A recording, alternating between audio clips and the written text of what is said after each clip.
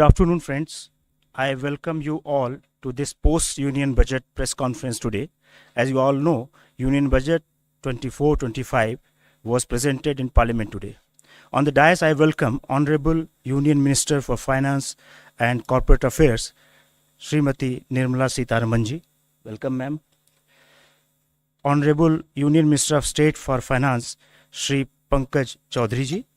I also welcome Finance and Expenditure Secretary, Dr. T.V. Somanathan, Secretary Economic Affairs, Shri Ajay Seth, Secretary Deepam, Shri Tarun Kant Pandey ji, Secretary Financial Services, Tuhin Kant Pandey ji, Secretary Financial Services, Dr. Vivek Joshi, Secretary Revenue, Shri Sanjay Malhotra, and Chief Economic Advisor to the Government of India, Dr. V. Anant Nageshwaran, to this press conference.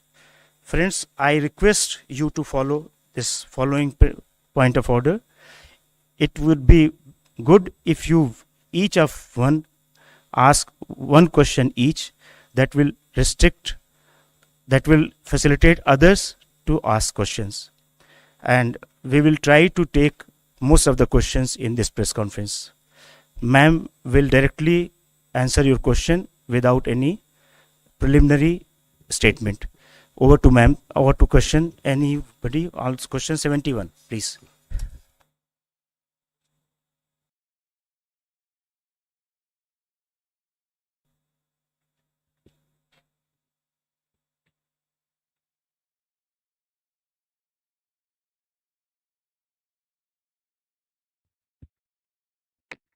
Ma'am Tarun from Zee business. Ma'am आपने आज के budget में short term capital gain और long term capital gain दोनों के rates को बढ़ाया है और रियल एस्टेट में आपने इंडेक्सेशन के बेनिफिट को खत्म किया है.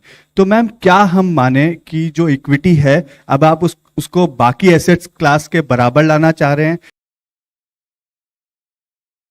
नए Yardley dews exotic natural flowers की खुशबू के साथ. यार्डली ड्यूज अब 90% नेचुरली डिराइव्ड. नेचर जैसी फ्रेशनेस हमेशा. आजमाइए यार्डले बॉडी मिस्ट की नई range.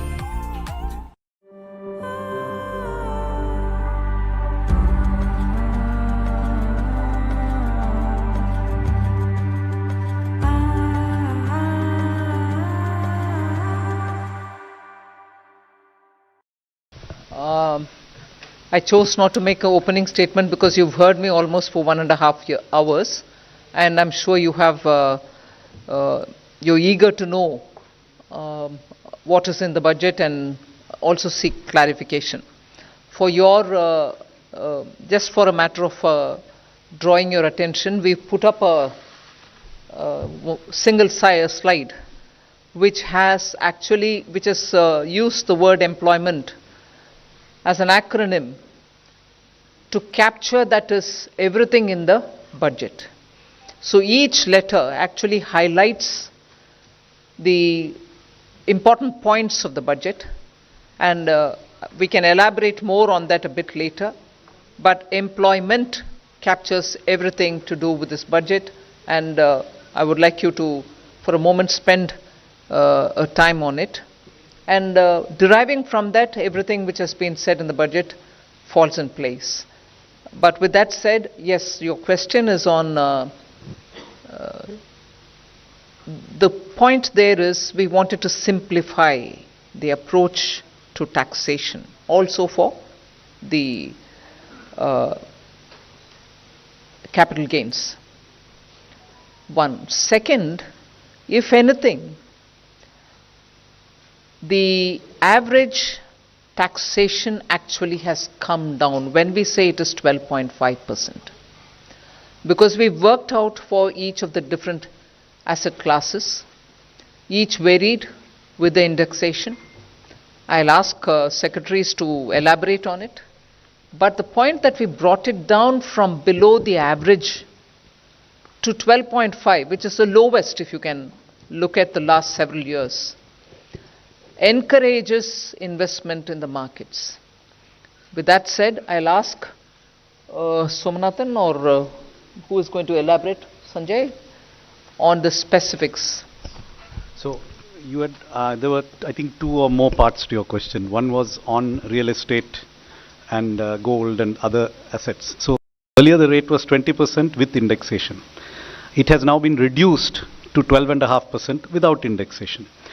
If you assume that the rate of return on real estate is typically above 10% per annum, and if you take inflation at about 4% per annum, the real rate of return was earlier, let's say, somewhere between 6 and 16% per annum in real estate. If it was 16%, 20% of 16% was being taxed. The effective rate was 16%. It has gone down to 12.5%. If the rate of return was 10% per annum nominal, it has also remained approximately the same at 12.5%. So actually there is either a reduction or no change in respect of the effective rate of tax on property and gold.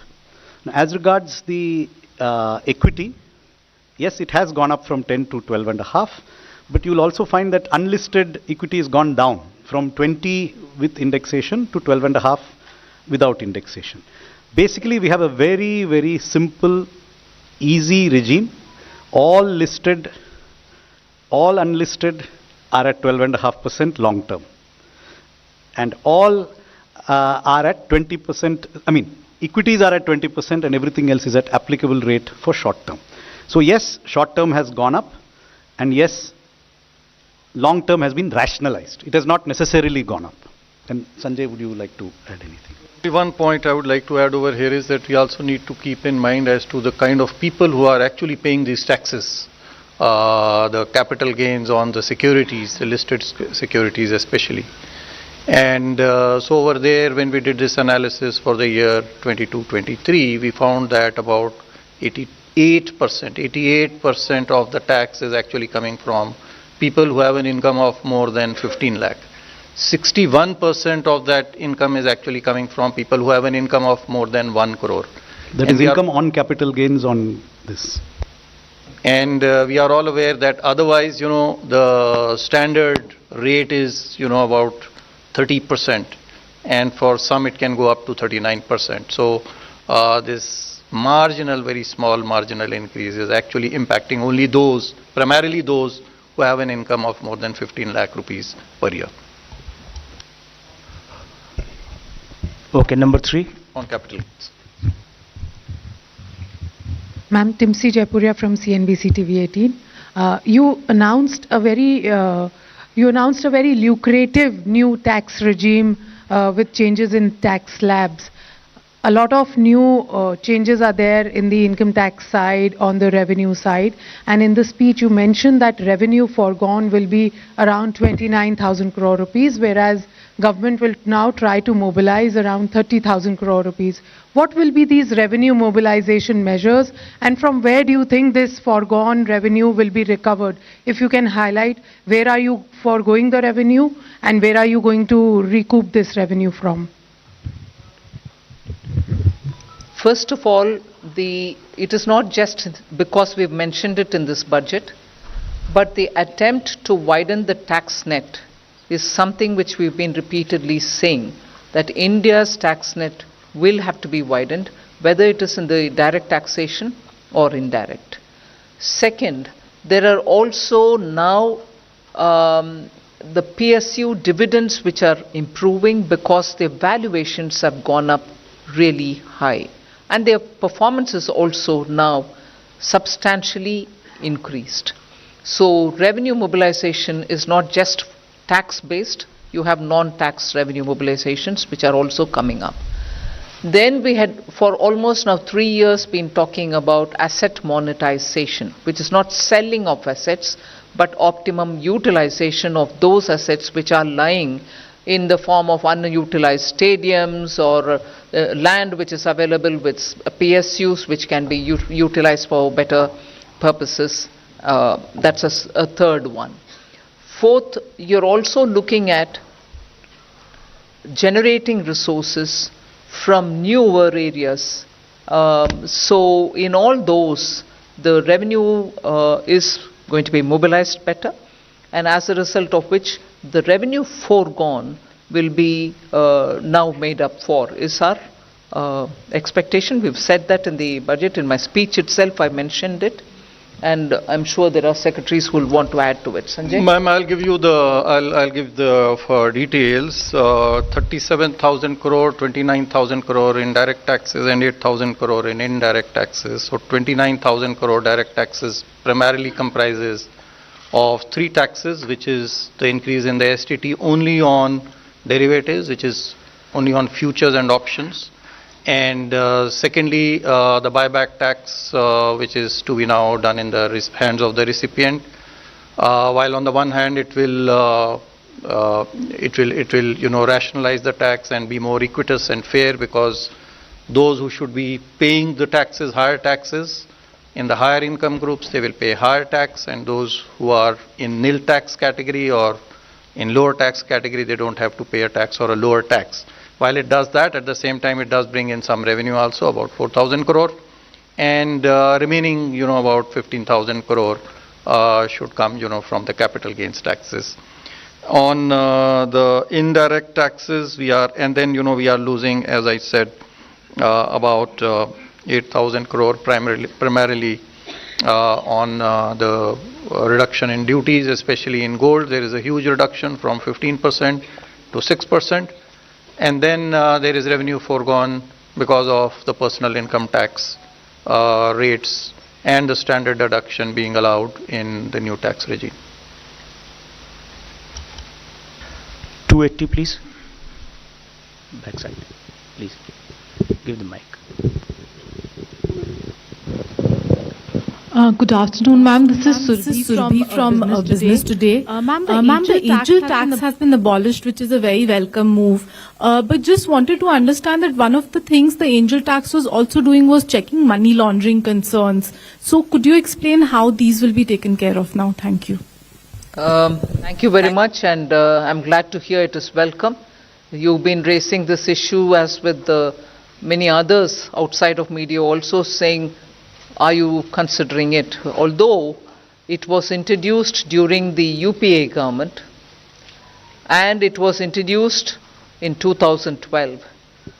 2 years had passed, and since after that when we came in, we tried keeping as a good governance principle, government being a continuum, the tax continued.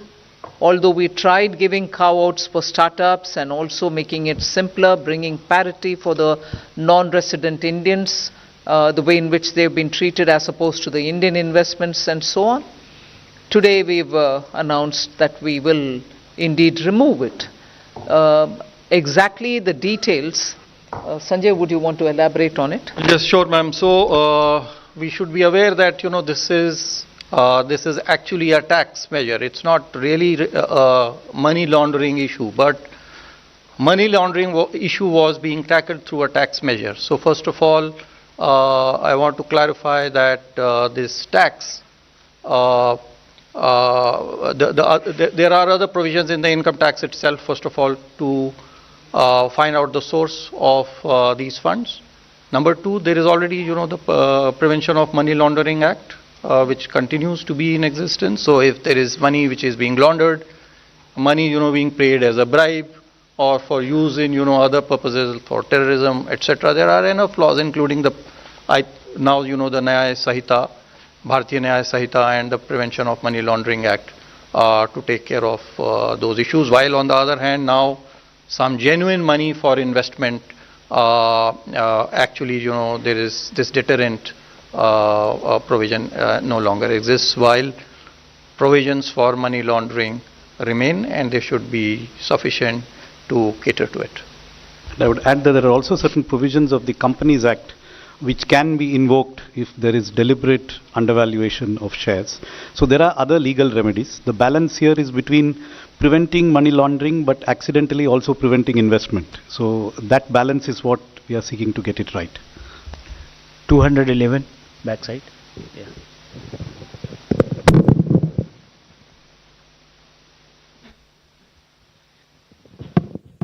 Hello, ma'am. Prakash Pedashi from ET Now. My question is, will the increased STT be applicable from April 1 or perspective? And if from April 1, will there be retrospective tax calculation for the increased amount? It's not retrospective. It is with effect from 1st of October 2024. So we are giving sufficient time for the exchanges and the people, who collect this tax to put their systems in place to be able to collect it. It's not retrospective, it is prospective. 13 11 ठीक 11 Ma'am, Karishma here from Business Today. Ma'am, congratulations to you and everybody. Ma'am, my question is on this special assistance to Andhra Pradesh and Bihar. 15,000 crore is the number that you've given for Andhra Pradesh for this financial year. Is there further assistance that you are looking at, or is it going to be need-based in terms of the amount? I've already mentioned in the budget speech that 15,000 crore is coming through the multilateral development assistance, which we borrow from the multilateral banks, whether it is World Bank or ADB or AIB, whatever. And I've also ended that paragraph by saying further assistance will also be extended. There is no definitive amount? No. 152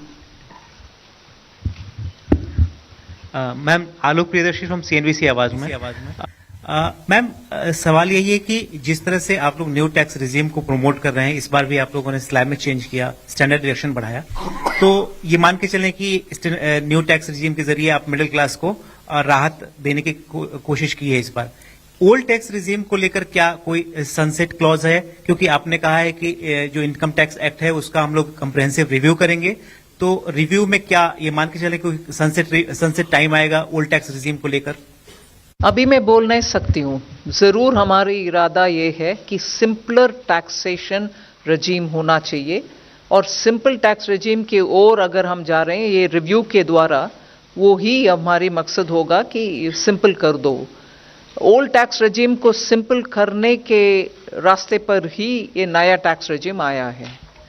sunset होगा कि नहीं होगा वो अभी मैं बोल नहीं सकती हूँ, वो रिव्यू करने के बाद ही हम एक डिसीजन लेंगे।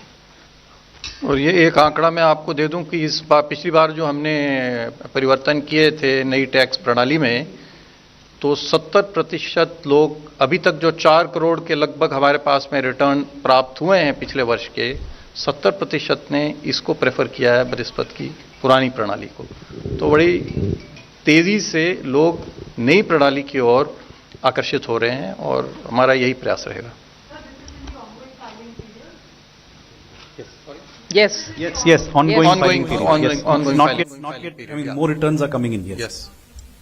271. Hi, ma'am. This is Sumit Chaturvedi, ET Now.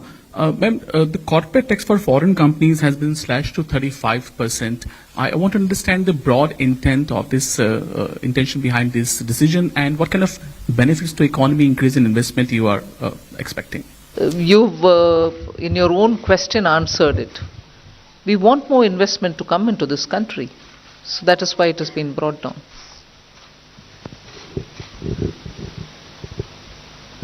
$95. Just to add to that, there was a widened differential between foreign and domestic companies which arose after the tax cut in 2019. When the domestic rates were cut, the foreign rates were not cut. So there was a widening of the gap. With today's change, there is still a higher rate of tax for foreign companies, but it is not now disproportionately higher than domestic. And therefore, this is something where, according to the feedback received from industry, we expect more foreign companies to invest now that this regime is adjusted in this manner. Good evening, ma'am. This is Pal Singh from Outlook Business. You have earmarked a significant allocation towards rural infrastructure today. So how much of a boost to consumption and overall demand are we expecting here from this allocation? So it is difficult to quantify what would be the accretion to demand coming from. I mean, the obvious increase is whatever we have increased. But yes, would there be a multiplier? Probably yes. I think with the Awas Yojana Gramin and the Gram Sadak Yojana, these two do have a lot of multiplier effects as well. Traditionally, for capital expenditure, the multiplier has been calculated at somewhere around 2.5 to 3. In the Awas Yojana, it may be a little lower, but yes, there would be a substantial multiplier. I don't have a precise calculation. But other than the Awas Yojana and Sadak Yojana, Gram Sadak Yojana, there's a major push towards the corridors.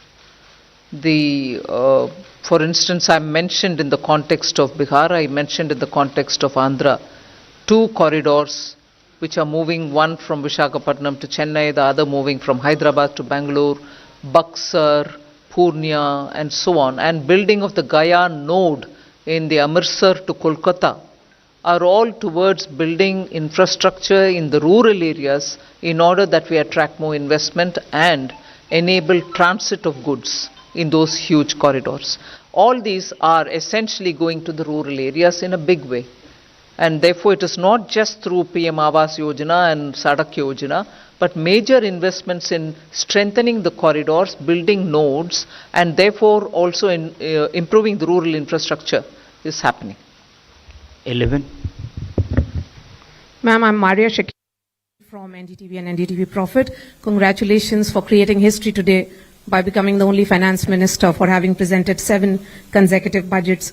Ma'am, my question to you is about the first-timer scheme, because as you said, that employment perhaps sums up the essence of this budget. Would there be more blueprint coming out as to how this first-timers scheme will be playing out, and what will be the role of private sector?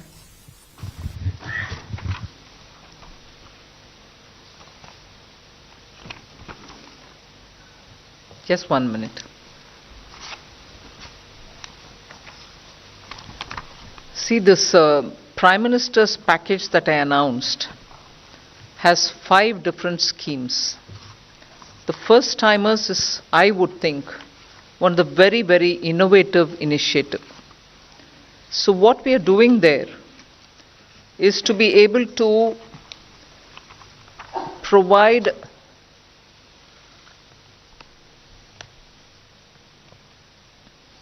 first timers 1 whole month's salary as subsidy. And this will be put into their account as direct benefit transfer, but possibly in tranches. When an employer picks up a first timer, and this is through the EPFO that you get to know that they have paid their provident fund amounts, and therefore the first timer indicator that we are talking about will be established. So they can't just say one of the existing employee is a first timer and claim it. There are enough checks and balances in the system to make sure that indeed the first timer is coming in. And then the first timers will be put through that learning curve, and this will help them to acquire skills so that they become fully productive. This kind of a subsidy giving, 1, you give the first one month's salary. 2, you're also giving both for the employee and for the employer subsidy. So the applicable person for whom it is being given may even draw a wage up to 1 lakh rupees. But to the extent of 15,000 is what you're giving as a subsidy. The installments, as I said, for the first 1 month wage that you want to give will be done over 3 installments, direct into the first time employee's account. One compulsory measure that we are bringing in there is to make sure that the employee undergoes online financial literacy course before claiming the second installment from the government. So he may be a qualified engineer, he may be a diploma holder, he's a first time employee in an office, he becomes a first time employee and the employer also claims that he's been recruited. We try giving him the 15,000 rupees. He may have a salary of 1 lakh, but up to 15,000 rupees is what we are going to give. And in that, if you're giving 3 installments, the first installment will be given. But before he draws the second installment, he should undergo an online financial literacy course so that he can claim the second one. So we are not training him in engineering, we are training him in financial literacy. Post that, Of course, the place where he goes to work, he's going to be working in any case. Then subsidy to be refunded if in case the employer removes him from the work within 12 months. So the employer gets a subsidy as well, but he will have to refund it if within 12 months this first time employer has been removed out of the work. This will cover, and we expect it to cover, 1 crore persons per annum. And the scheme will run for 2 years. So up to 24 months, you can have new employees brought in, new first-time employees brought in, for whom the government will give 15,000 rupees as, from our side, 1 month, what we think, 1 month's salary. Although his salary may be any amount, but to a cap of 1 lakh. And then he undergoes some financial literacy course, post which the second installment and the third installments can be withdrawn, put into his account. But most important is, if the employer removes him within 12 months, the employer will have to refund the subsidy given to the employer. So that's how that scheme works. 278. If I may just add, details are available in the budget speech in the annexure on page 31. So there are details of all the 5 schemes in this package. If you go through them, there's considerable amount of detail which you can get. Hi, good evening. This is Priyashmita from Informist. I have 2 points from the budget that I would like to ask. The first is nominal GDP has been pegged at 10.5%. And we have seen that growth is on a high momentum, and even the RBI has pegged growth at 7.2%, and the Econ survey said that it is going to be between 6.5 to 7%. So a 10.5% nominal GDP looks a little conservative. What is your view on it? And the second is that there's a mention that beyond FY26, you would want to reduce your debt to GDP.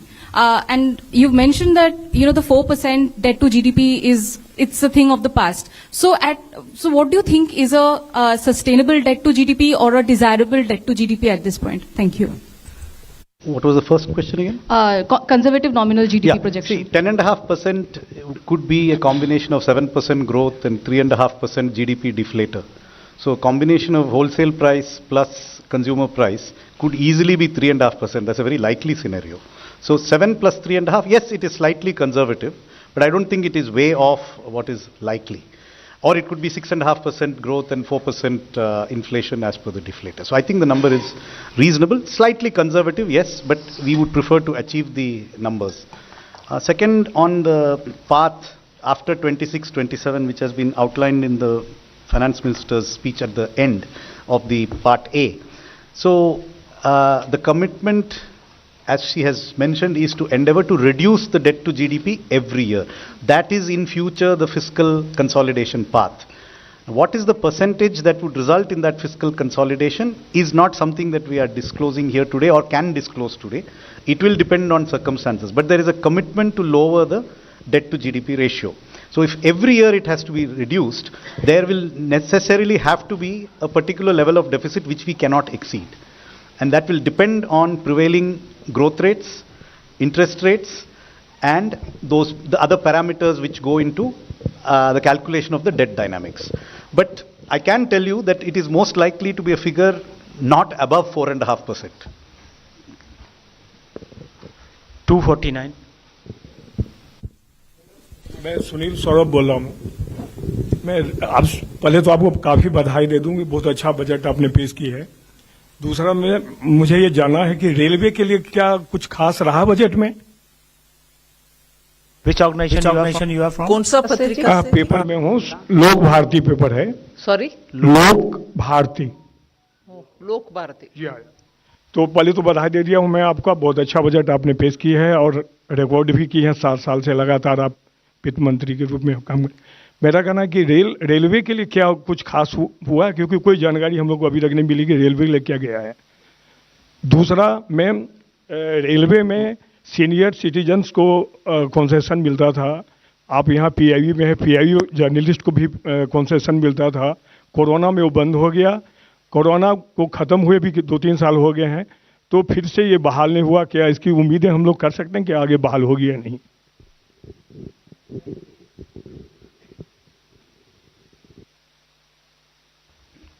Railway का जो expenditure budget है next year, it's 255,393 crores, which is the highest ever, and it's a very substantial increase in recent years. So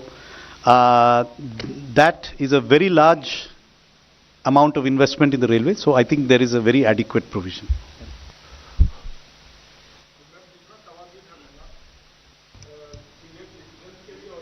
journalist के लिए concession ठीक है, सुना।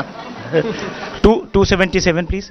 इसमें senior citizen और पीआईबी जर्नलिस्ट को भी जो स्लैब में रिवीजन हुआ है उसमें फायदा है। सीनियर सिटीजन को फैमिली पेंशन में स्टैंडर्ड डिडक्शन का फायदा हुआ है। रेलवे में, अच्छा ठीक। Hello ma'am, this side Harsh Kumar, this side from business. वो बजट का फायदा जो दिया है सर, वो भी तो मिलेगा सीनियर सिटीजन को और सबको, रेलवे में भी मिलेगा। Hello ma'am, Harsh Kumar this side from Business Standard newspaper.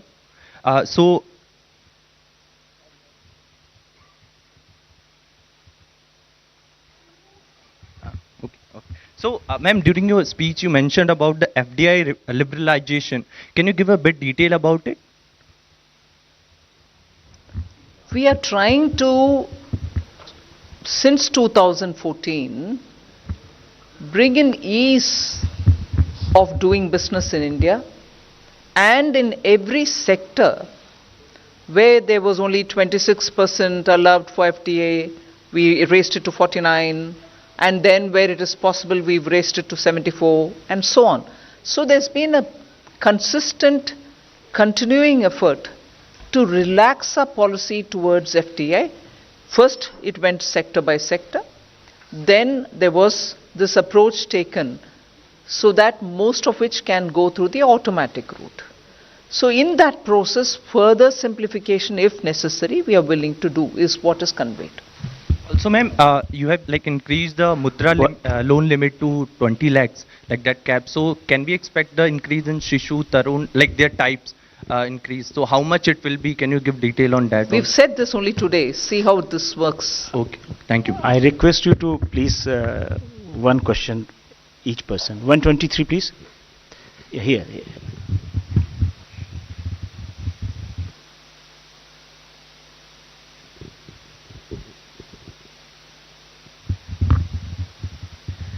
Shrimi Chaudhary here from Business Standard. I just wanted to understand that budget proposes withdrawal of equalization levy. So if you could just give some explanation of what led to that, what is the intention behind that, keeping in mind the pact between India and US which has ended on June 30th. No, as the Pillar 1, Pillar 2 negotiations have been going on since 22. And since then, one of the things which was becoming more than obvious was, if at all we are going through this Pillar 1 and Pillar 2, which we intend to, the negotiations and the OECD, backed by the US administration, have all been pushing for this. We wanted a fair solution, so negotiations have been going on. But the point of contention from then has always been, should we collect an equalization levy then, if at all we are getting into this global understanding through the Pillar 1 and Pillar 2.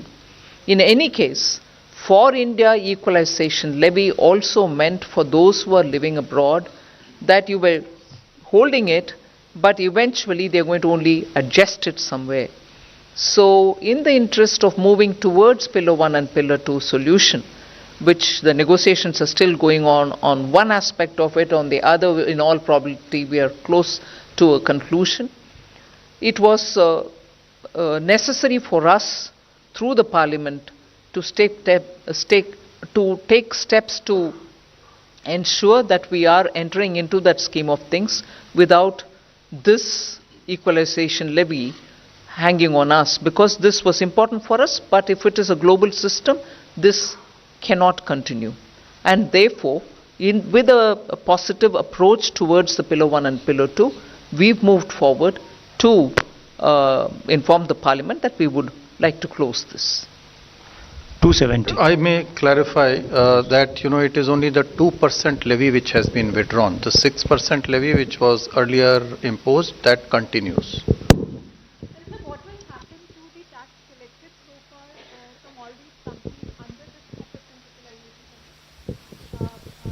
That has already been collected. We'll see. I mean, it is only this withdrawal is only prospective.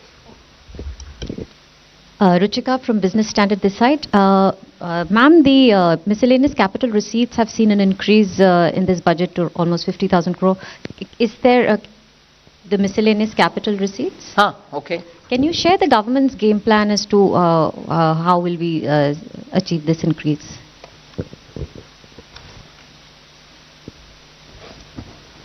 The miscellaneous capital receipts are budgeted as, 50,000 crore, which was like 23-24 also, it was 51,000 crore, the interim budget. Now it's 50,000 crore, 24-25. And, this combines with all kinds of receipts, which are otherwise disinvestment receipts, asset monetization receipts, and other kinds, which will be clubbed with that. So this budgeted figure is 50,000 crore.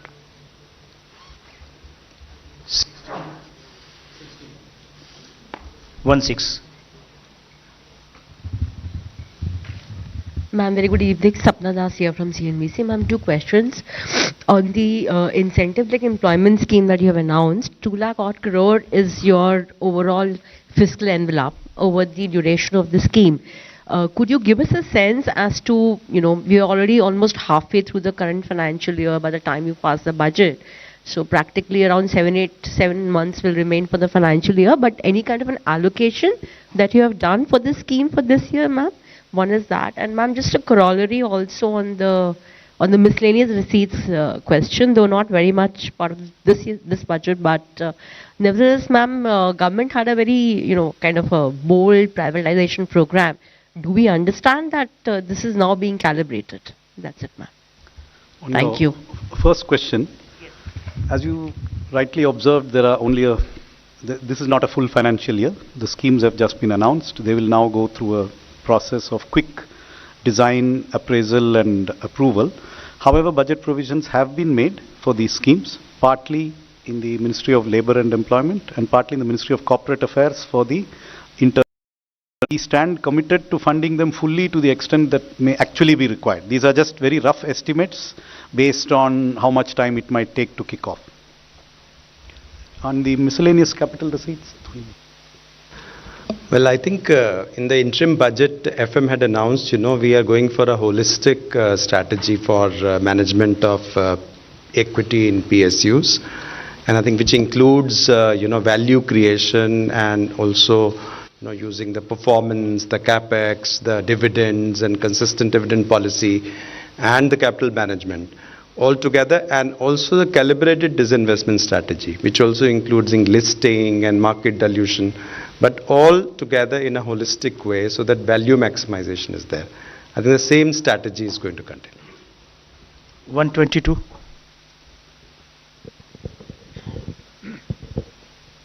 Hi, Rishabh with NDTV Profit here. I have two questions. One on the space fund that was announced, the 1,000 crore fund. What will be the composition of this? Which will be the nodal agency and what sort of startups will the government invest in? And on the NPS, you also mentioned that the NPS committee has made progress in the speech. Could you elaborate a bit on that?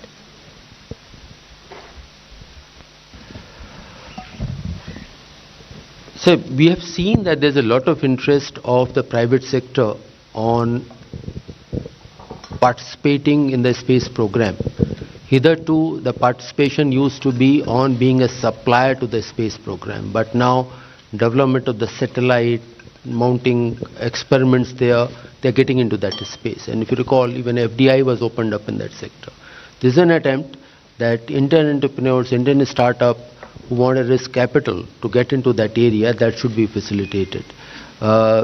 We believe that the amount is 1,000 crore, but that can have a very large multiplier effect. And that's what the scheme announces. On your question on the, I think your second question was on the government NPS, right? So, as you know, there is a committee which is looking into it.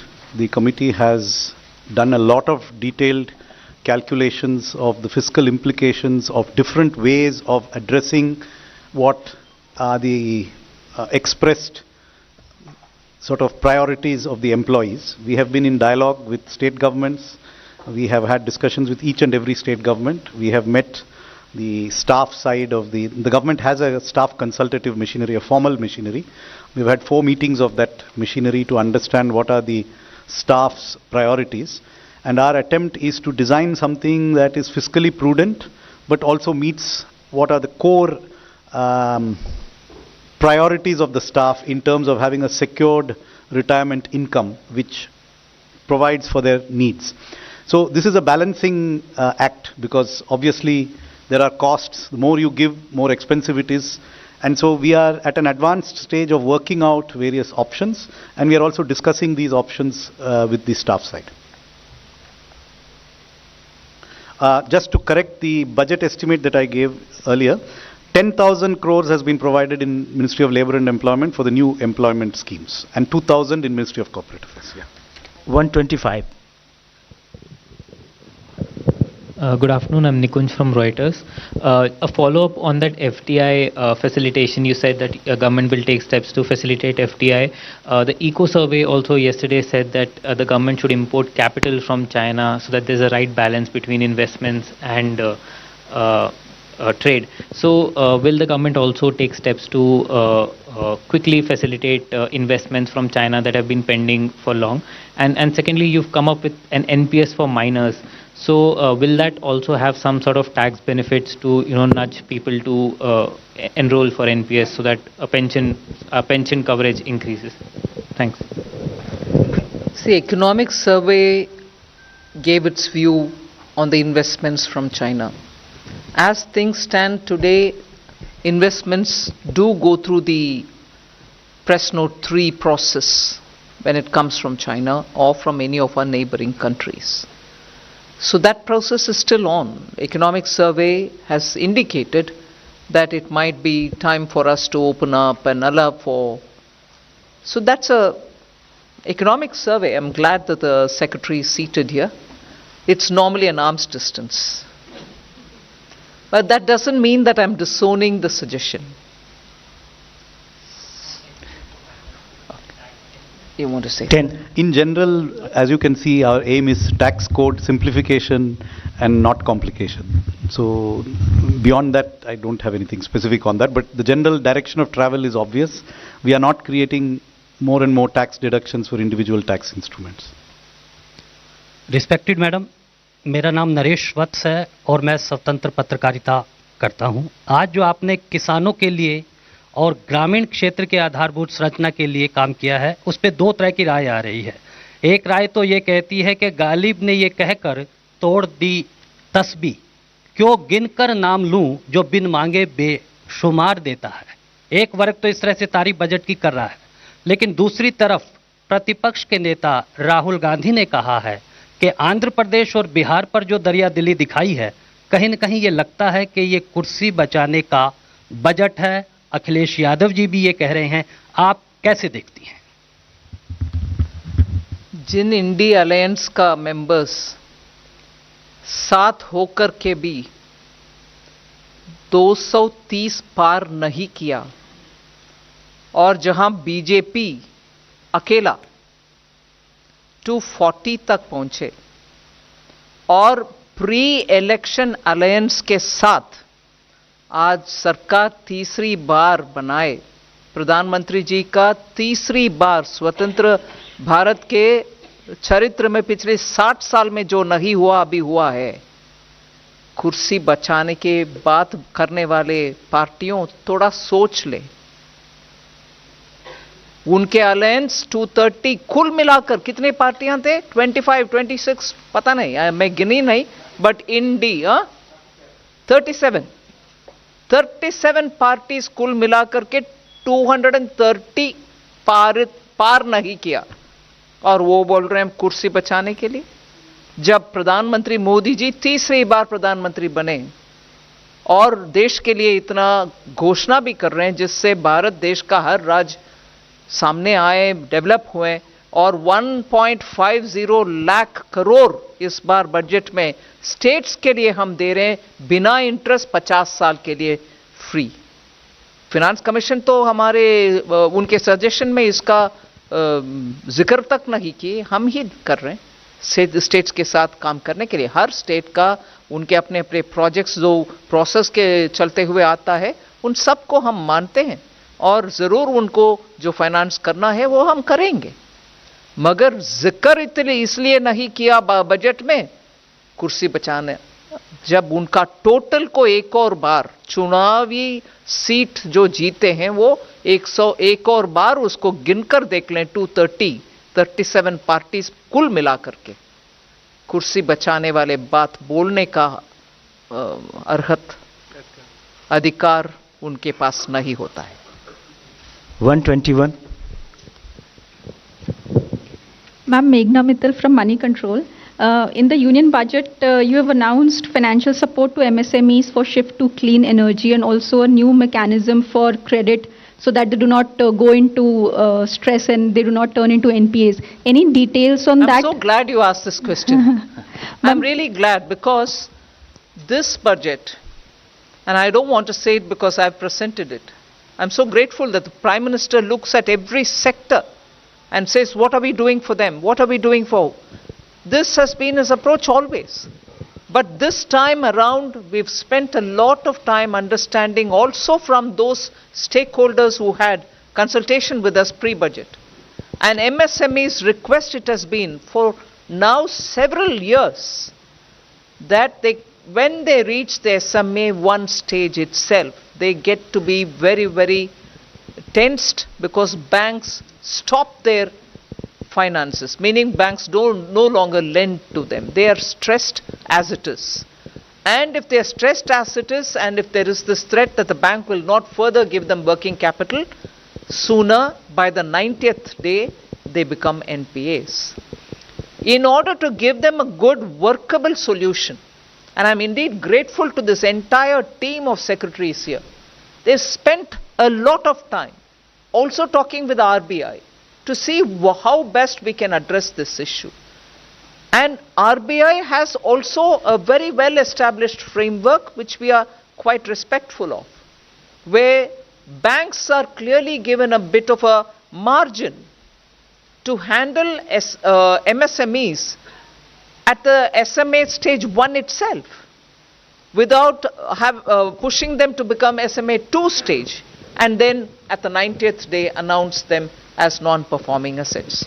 So what actually has happened now, having discussed with the RBI, is that we'll provide them with a fund which will help them to have some kind of government guaranteed as liquidity or the banks. आप भी कीजिए। आप लोग भी अकेले में जाके बात कर सकते हैं। We don't mind। क्यों जीजा जी? जी बिल्कुल। आपकी फेवरेट हॉबी क्या है? जी खाना। खाना बनाना? नहीं खाना खाना। मेरी भी। वैसे आपको खाने में क्या-क्या पसंद है? फ्राइड चटपटे स्टार्टर से लेकर स्वीट डिश तक मुझे सब पसंद है, पर ओनली वेज। मैं भी प्योर वेज। झूठे। मैंने क्या झूठ बोला? यही कि तू नॉन वेज नहीं खाता। मैं तो जी 100% वेजिटेरियन हूँ। अगर तू 100% वेजिटेरियन है, तो ये नॉन वेज मल्टीविटामिन क्यों खाता है? और जी कोई ऑप्शन भी तो नहीं है। ऑप्शन है 100% वेजिटेरियन हेल्थो के मल्टीविटामिन टैबलेट्स, जिसमें है टॉरिन, जिंसिंग और 19 मल्टीविटामिन्स। 100% वेजिटेरियन खाना खाने के लिए बीकानेर वाला आइए और 100% guarantees.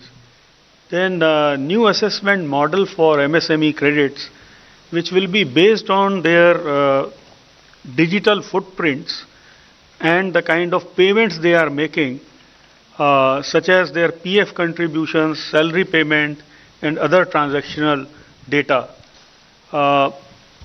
This will help the banks in developing new models and will help in easier access of credit. Similarly, credit support during the stress period, this mechanism will facilitate their access to credit even during the stress period, for which some kind of support fund will be created, and based on the guarantee provided by that fund, they will be helped during the SMA 1, SMA 0 or SMA 2 periods. Then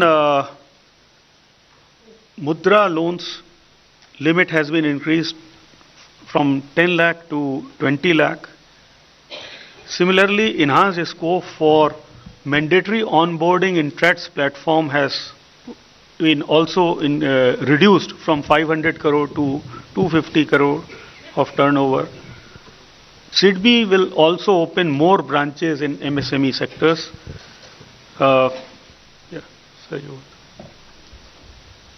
In short, what it does is for the MSMEs, through this one budget, we've announced 8 different steps, each one of them addressing this particular problems with MSMEs face, and for which the MSMEs during the stakeholder consultation wanted us to give them some solutions. So specifically 8 of them have been designed to address that. I would just like to supplement 2 of the points. One is the credit guarantee scheme in the manufacturing sector of up to 100 crores for the acquisition of capital equipment, machinery, etc. So this is an idea which came from the MSMEs, as the Honorable Minister said, stating that typically MSME credit is for working capital, but they sometimes have needs to invest, and it could even be a new MSME enterprise which needs to invest in equipment. So the proposal in this scheme, which has also been discussed by a working group chaired by the Chief Economic Advisor with the Reserve Bank, with the credit guarantee institutions, is a self-financing mechanism. An MSME which wants to avail of a credit guarantee for this term loan will have to pay an initial upfront guarantee fee, followed by an annual top-up fee which will be based on the reducing balance of the loan. So there is no subsidy from the government which is envisaged in this scheme, unlike the CGTMSE, which is a working capital loan scheme where the government actually provides the corpus. In this case, the corpus itself will be self-financing, coming from pooling of MSMEs' upfront fees. This is a scheme which they have asked for and which is viable on its own without government's financial subsidy. The government will have to provide a second-level backstop guarantee in case the defaults exceed a particular level, which is unlikely, but there will be a backstop facility from the government. The second one on the SMA accounts, the criticism that we, or rather the grievance that came from the MSMEs is that when an MSME becomes delayed in repayment and enters into what is called special mention account 0 and then special account 1 and then eventually NPA, even if they never become an NPA but they enter the territory of special mention account, banks become reluctant to provide them additional working capital, and during this period they are not able to access working capital, and this makes it more difficult for them to do business. So the proposal here is that the government, with money from the government, would create a credit guarantee fund, and during the SMA period, if an MSME wants more credit, it has become an SMA, so the bank perhaps has some qualms about lending to the institution. During that period, if they extend further credit, that further credit within certain limits which will be specified in the scheme would be made available to them against a guarantee from this government institution. So this will enable MSMEs to continue to operate during the SMA period without the difficulties which they say they are currently facing. One small point, sir, I wanted to add on the, sorry. Whereas the first part of the question was on the energy side, the cleaner energy, that what that scheme is about to help small and micro units. Often when we talk about moving towards the cleaner forms of energy, our attempt or our focus is on large industries, and these small industries do not have the financial strength to get into those areas. So first part is help them getting an audit done, which is an investment grade, meaning what it would take to move to help them moving towards a more efficient use of energy. A step prior to that is move them to a cleaner forms of energy, whatever they have been using it. And we know that for some of the traditional industries, the fuel being used is not really clean. This has health issues, it has environmental issues. So that is particular scheme is providing them an organized audit system plus a financial support.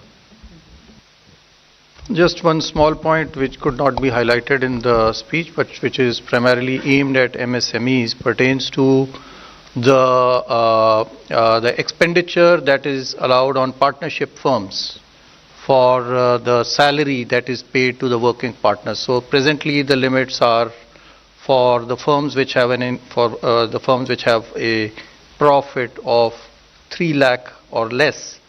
It is capped at 1.5 lakh rupees, or 90%, whichever is lower. So this limit has been increased to 3 lakh and up to a profit of 6 lakh. So this will also reduce taxation on these partnership firms, most of which are in the micro and small enterprises sector. Thank you. 212. There.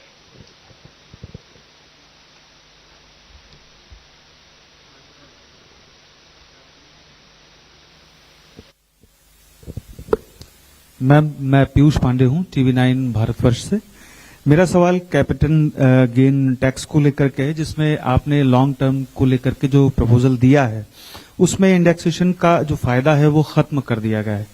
इससे middle class और lower class को सीधे तौर पर नुकसान होगा। क्या आपने इस बारे में जो प्रस्ताव दिया है उसके बारे में थोड़ा सा बताएं।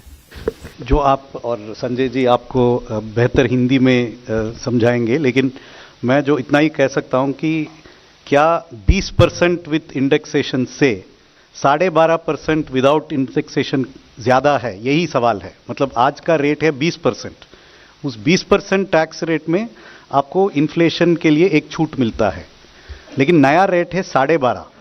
तो हमारा कैलकुलेशन के हिसाब से ऐसे संभव नहीं है, at least in 95% of the cases, कि ये 12.5% वो 20% से ज्यादा हो, ऐसा संभव नहीं है। क्योंकि अगर आपका मकान का वैल्यू एक साल में 10% बढ़ रहा है, तो उसमें 4% ही आपको इन्फ्लेशन इंडेक्सेशन मिलता है, 6% तो कैपिटल गेन ही होता है। 6% में 20% कितना होता है? 1.2। 10% में 12.5 कितना है? 1.25, तो ऑलमोस्ट बराबर है। लेकिन मकानों में 10% रफ्तार से नहीं बढ़ता है, they grow at 20% per annum. अगर 20% है, 20% में 4% निकाल दीजिए, 16% हो गया। 16% में आप 20% टैक्स देंगे तो 3.2 होता है, इसमें सिर्फ 2.5 आएगा। तो इसमें फायदा है।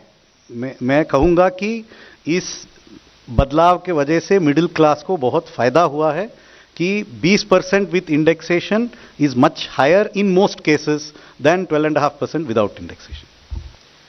चीज़ और स्पष्ट करने की आवश्यकता है कि जो इंडेक्सेशन का लाभ वर्ष 2001 तक का दिया गया है, उसको विड्रॉ नहीं किया गया। तो यदि 2001 से पूर्व की संपत्ति खरीदी गई है तो उसको 2001 तक का इंडेक्सेशन का लाभ मिलेगा, केवल उसके बाद में ही वो लाभ को वापस लिया गया। 269.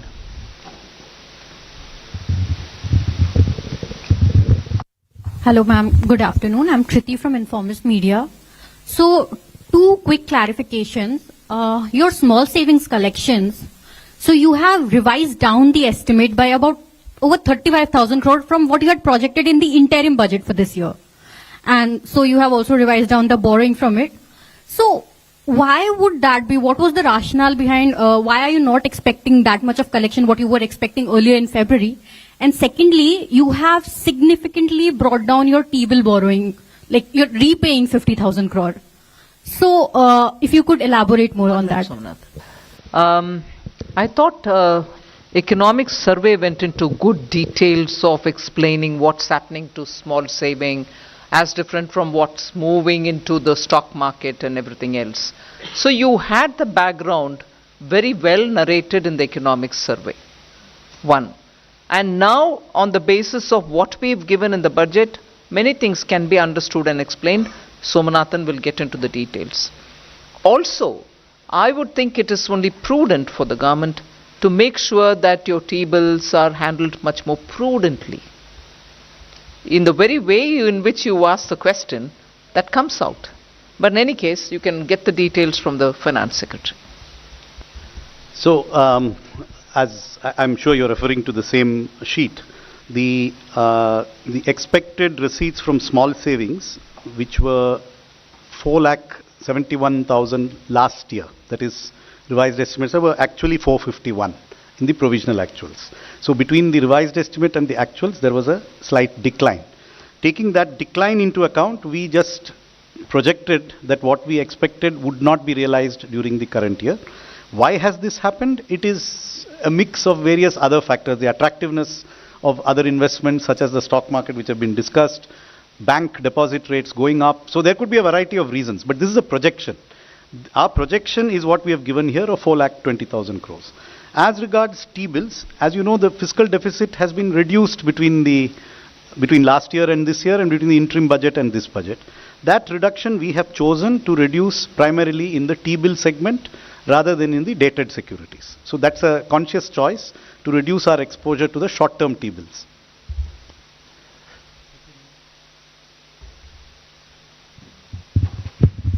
Ma'am, I am Monica from the New Indian Express.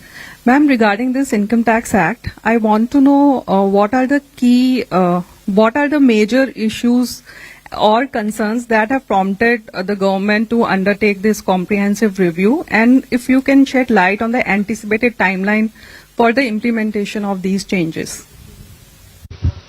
I think not just this year, but we've been talking about simplifying personal income tax. The direct taxation code itself is something which has been discussed now for nearly 4-5 years, as much as I remember. Since 2019 we've been talking about it, if not earlier.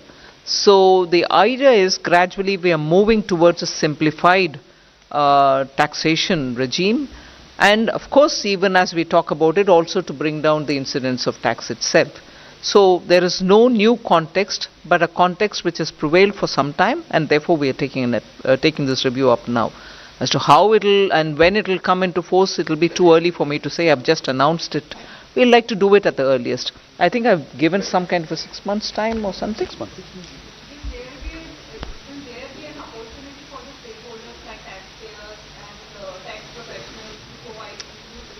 We'll do that, but I'm not giving you anything more than what I've said in the budget speech now. 272. I'm holding 272. Yeah.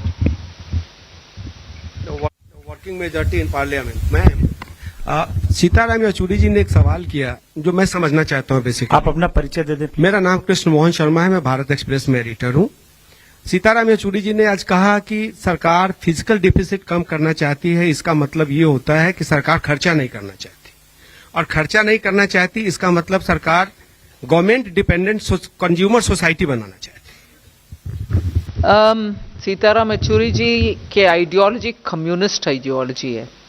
मैं उसको इधर इसलिए जिक्र कर रही हूँ, सरकार के द्वारा जो खर्च, पर्टिकुलरली कैपिटल एक्सपेंडिचर, मतलब asset creation, public asset creation, private नहीं, पब्लिक एसेट क्रिएशन के लिए 11 लाख इस बजट में घोषित किया है। 11,11,111 करोड़ सिर्फ इस साल बजट में पब्लिक एसेट क्रिएशन के लिए, जो सभी लोगों के लिए, जनता के हित में जो एसेट बिल्ड होता है, जिससे रोजगार बढ़ती है, जिससे जाना आना उसका सुविधा होता है, जिससे हमारी कैपेसिटी पोर्ट्स में, एयरपोर्ट्स में बढ़ती है। ये खर्च पब्लिक के लिए, सभी जनता के लिए जहां उठा रहे हैं सरकार, खर्च कहां कम कर रही है? थोड़ा बजट रिपोर्ट को पूरा पढ़ने के बाद उनके बयान देने के लिए सुझाव दीजिए।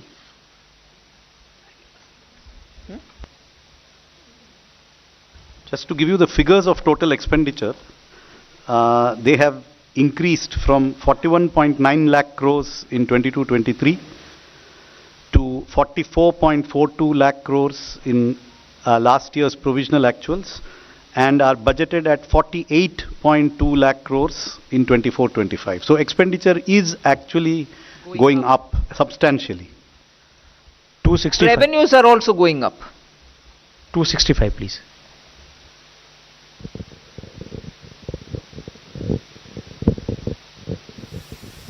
sir. Vikas Dhoot from the Hindu. This is actually to get some details on one of the expenditure budget details that I went through. One of the highest increases we are seeing in outlay. Can you introduce yourself again? On the capital outlay side on other general Can you services. introduce yourself, Vikant, again? Yeah, this is Vikas from the Hindu. Vikas from Hindu Business Line. So on the capital outlay in the other general services head, we are seeing a jump from 6 crore to 62,600 crore roughly. And we try to match it. I think it talks about the allocation as being for new schemes.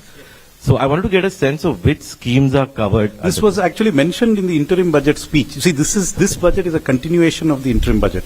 If you remember, there was an announcement of a large scheme for innovation, research and development, the funding for which was housed in the Department of Economic Affairs.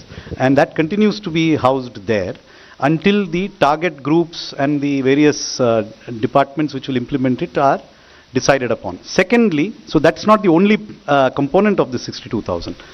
The government has followed an approach of encouraging infrastructure departments to spend and complete projects as quickly as they can and not to be constrained by their budget estimates.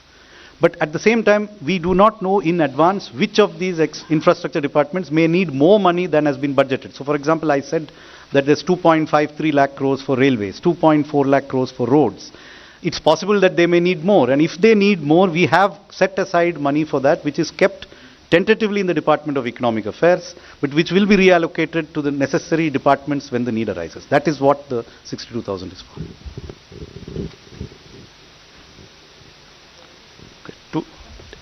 Anybody else wants to? Okay, 62. मैं Lakshman CNBC आवाज से दो चीज़ें, एक तो gold पे import duty में अच्छी खासी कटौती की गई, इसके पीछे क्या सोच है। दूसरी चीज़ें कि बजट में सरकार की पब्लिक सेक्टर एंटरप्राइजेस पॉलिसी के बारे में कोई डेवलपमेंट, कोई रोड मैप नहीं आया है। क्या सरकार इस पॉलिसी से कुछ अलग सोच रही है? किसके ऊपर? Disinvestment policy. गोल्ड, देखिए, जो gold and precious metals, James and jewellery क्षेत्र हमारे लिए बहुत ही एक महत्वपूर्ण क्षेत्र है। ये ध्यान रहे कि जो कुल निर्यात होता है भारत का, उसका लगभग 8% से अधिक भाग इस क्षेत्र से आता है। लगभग 50 लाख लोग इसके अंदर में नियोजित हैं आज के दिन में। तो ये हमारे लिए बहुत एक महत्वपूर्ण क्षेत्र है और इसी को ध्यान में रखते हुए हमने इसकी इंपोर्ट ड्यूटी कम की है, ताकि जो हमारे इस व्यापार में लोग जुड़े हुए हैं, उस उद्योग में जुड़े हुए हैं, उनको गोल्ड और अन्य जो प्रेशियस मेटल्स हैं वो उनको आसानी से उपलब्ध हो पाए। मुख्य कारण इसका यही है। हाँ, ये संभव है कि इससे जो कुछ आप पिछले समय में देख रहे थे कि अनअकाउंटेड आयात जो है वो हो रहा था या स्मगलिंग हो रही थी, उस पर भी कुछ अंकुश लग सकता है। लेकिन मुख्य कारण इसमें एम्प्लॉयमेंट, रोजगार को बढ़ाना, निर्यात को बढ़ाना है।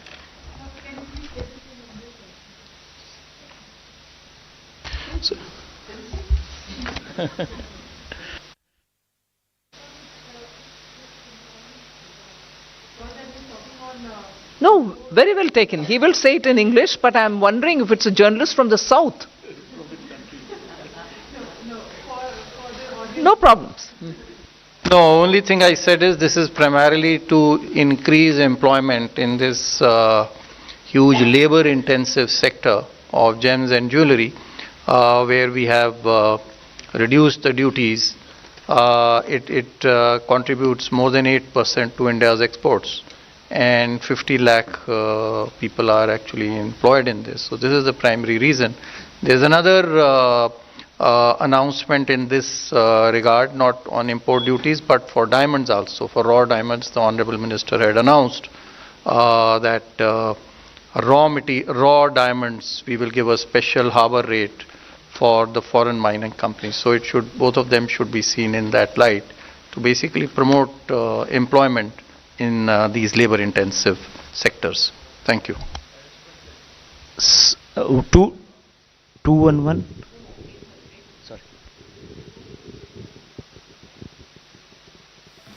लक्ष्मण जी, जैसे मैंने बताया कि हमारा जो holistic disinvestment strategy, holistic strategy है वैल्यू क्रिएशन की, उसके बीच में वैल्यू जैसे हम क्रिएट करते हैं तो उसका कैलिब्रेटेड डिसइन्वेस्टमेंट भी होती है। जैसे पीछे भी लिस्टिंग हुई थी, इरेडा की लिस्टिंग हुई थी, उससे पहले LIC की हुई थी, मार्केट डेल्यूशंस भी हैं। तो मतलब कैलिब्रेटेड वे से करेंगे, लेकिन वैल्यू क्रिएशन पे फोकस है, जिसमें कि सबसे बड़ी बात है कि उनके फंडामेंटल परफॉर्मेंस के बारे में CPSEs के, उसके बाद उनके कैपेक्स से लिंक, उनकी कंसिस्टेंट डिविडेंड पॉलिसी। आपने देखा होगा नॉन टैक्स रेवेन्यू में गवर्नमेंट काफ़ी मतलब अर्न की है, अबाउट 63,000 करोड़ पिछले साल भी आया है, इस साल भी 56,000 करोड़ का प्रावधान किया गया।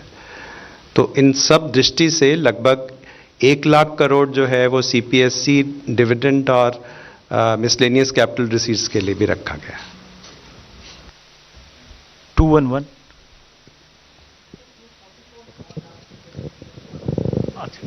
निकुंज सर, मैम yeah.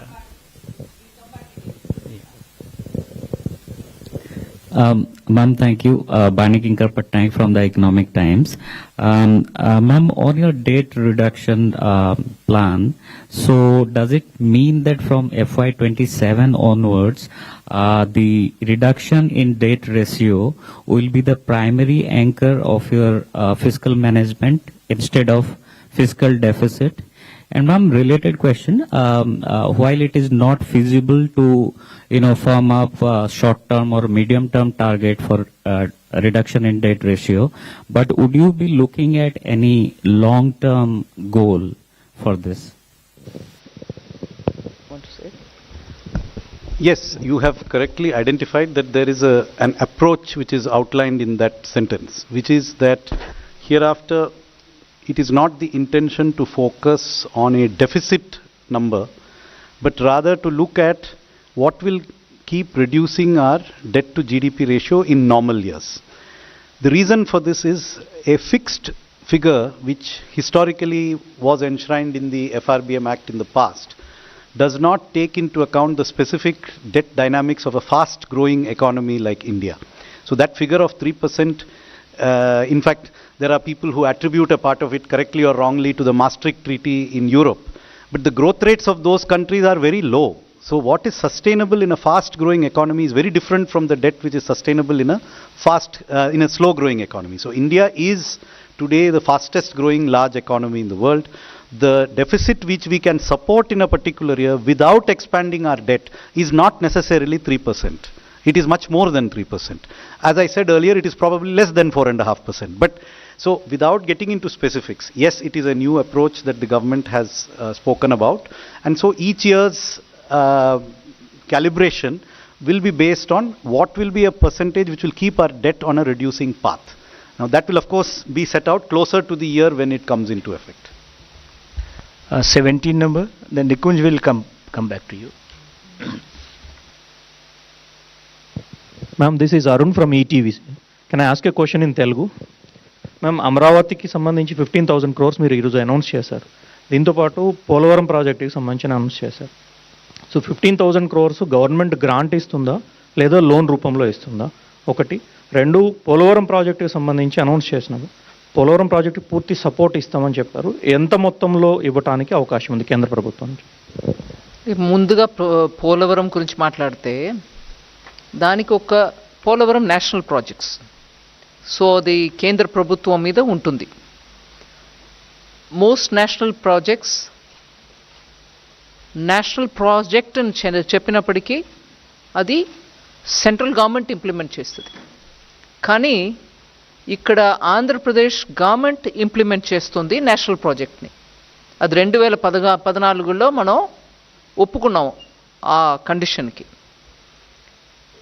దాని ప్రకారం రీహాబిలిటేషన్ ఎంతవరకు కట్టుబాటు ఉంటుంది, ఎంతవరకు గ్రామంలో ఉన్న వాళ్ళని అక్కడి నుంచి తరలించినప్పటికీ వాళ్ళకి ఇవ్వాల్సిన అమౌంట్ ఎంత ఉంటుంది, రిలీఫ్ రీహాబిలిటేషన్ 2013 యాక్ట్ కింద ఇవన్నీ డీటెయిల్స్ అప్పటికే ఒక లెవెల్కి ఒప్పుకున్నాక క్యాబినెట్ నుంచి అప్రూవల్ తీసుకున్నారు.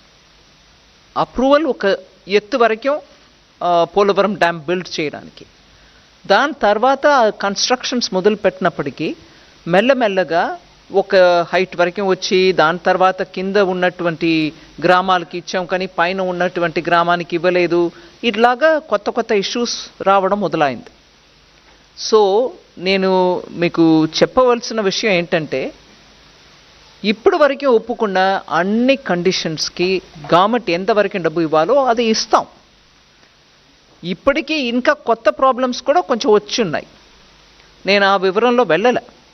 కానీ అది ఒక నేషనల్ ప్రాజెక్ట్, మేము ఒప్పుకున్నాం. సెంట్రల్ గవర్నమెంట్ అది తనకంటూ ఉన్నటువంటి ఒక ప్రాజెక్ట్ అని ఒప్పుకుంది. సో అది కంప్లీట్ చేయడానికి ఎంత అవుతుందో అంత మేము చేయాల్సిందే. తర్వాత అది గ్రాంటా లేదు సెంట్రల్ గవర్నమెంట్ మల్టీనేషనల్ బ్యాంక్ నుంచి తీసుకొస్తున్నారు ఏంటి అని అంటే, నేషనల్ ప్రాజెక్ట్ అన్నప్పటికీ ఖర్చు మాది కదా. సో గ్రాంటా అని అడగడానికి అక్కడ ఆస్కారం లేదు.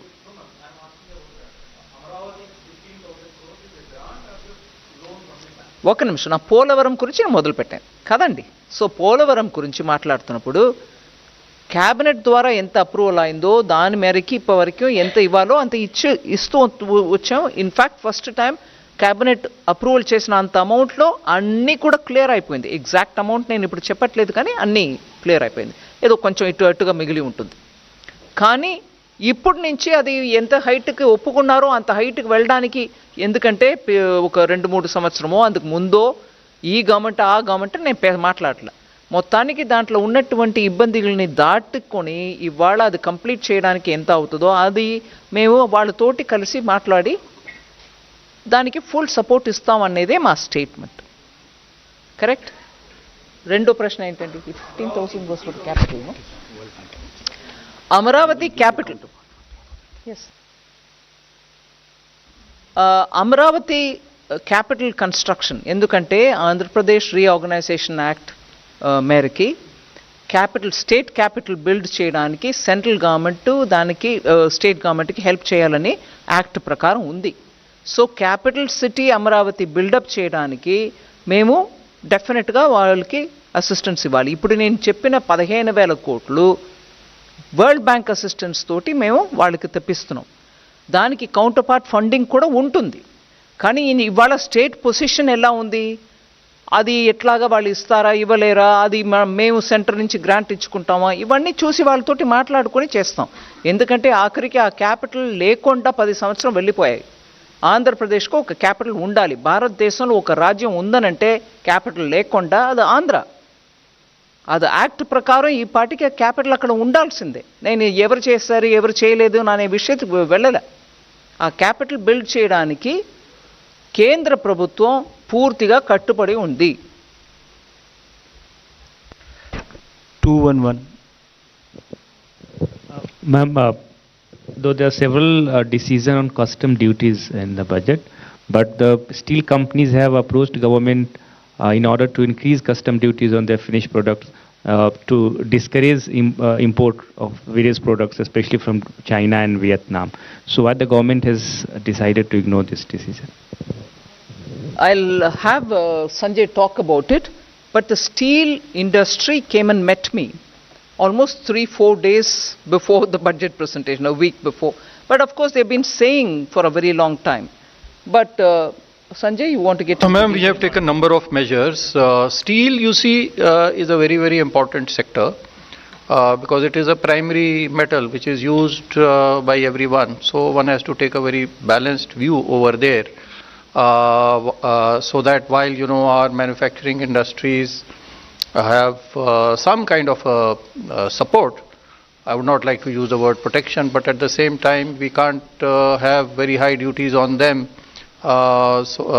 which they will ultimately pass on to consumers and increase inflation. So our effort really has been to make it possible for them to be able to produce at low rates. So here in this budget there are proposals to reduce BCD on